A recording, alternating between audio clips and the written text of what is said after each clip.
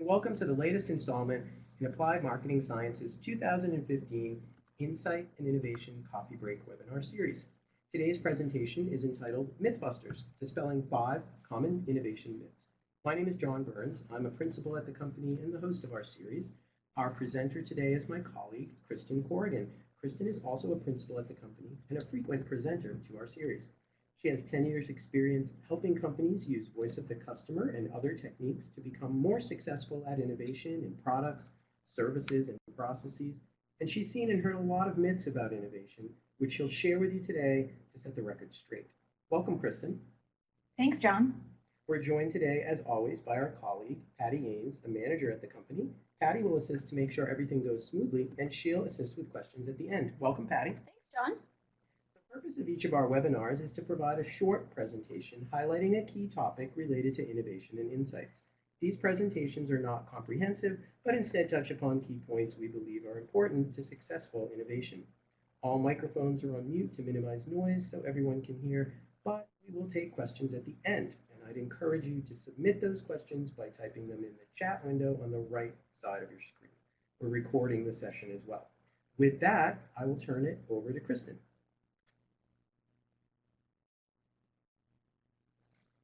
Thank you, John, and thank you everyone for joining us today for Mythbusters Innovation Edition, where we'll dispel 5 of the most common myths about innovation and voice of the customer. So first, I'll talk about several myths related to speaking with customers and what insight they can and can't provide us in innovation. And next, I'll tackle 2 widely known myths that companies often subscribe to when deciding what to actually innovate on. And last, I'll discuss one of the most common myths about discovering disruptive innovations. And as always, we'll be sure to leave plenty of time at the end for questions. Okay, myth number 1. Our first myth today is a classic one. It's one that we often hear from companies who are first learning about the value of voice of the customer in the innovation process. And that is simply the misconception that customers can't tell you what they want. Naysayers often quote Steve Jobs, who's famous for saying, "You can't ask customers what they want and then try to give it to them. By the time you get it built, they'll want something new."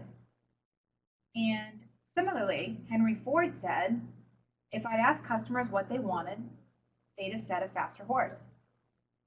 We often hear the argument that no customer would have said they wanted any array of technically advanced products and services available to us on the market today. That's everything from Apple TV to cloud computing to the millions and millions of apps available on today's smartphones. Fundamental mistake is that these naysayers are assuming that we're simply asking the customer, "What do you want?" Well, if you ask a question like this, it's not surprising what you'll hear. Solutions. Asking for solutions will almost always be disappointing. Through our experience, we've learned that customers are just not that creative, and really we shouldn't expect them to be. So in a sense, the naysayers here are right. We can't ask the customers to come up with the latest and greatest solutions. But what we can ask customers about are their needs.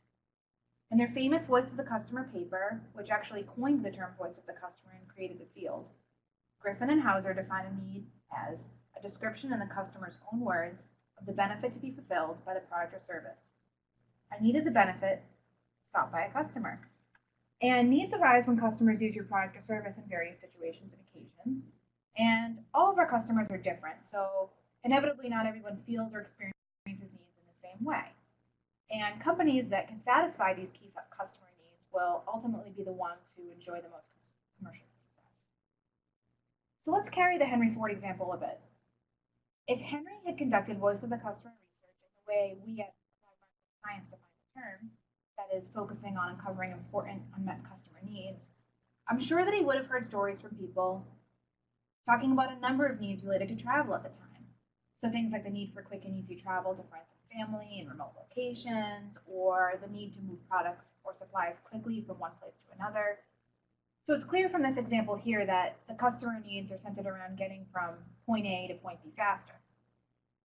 But the horse was the old solution, and Ford came up with a better one. So the most successful product developers first use voice of the customer research to identify a complete set of customer needs. Then they develop solutions to meet those needs. The myth, customers don't know what they want, just isn't true. Customers do know what they want, and it's our job as product developers and market researchers to ask them the right questions, to hear their underlying needs, and then listen to the answers. Remember, our goal is to not have customers design our next new product, but to have our customers inspire it. And to do this, we have to get beyond asking our customers for features, solutions, or specifications and understand their true underlying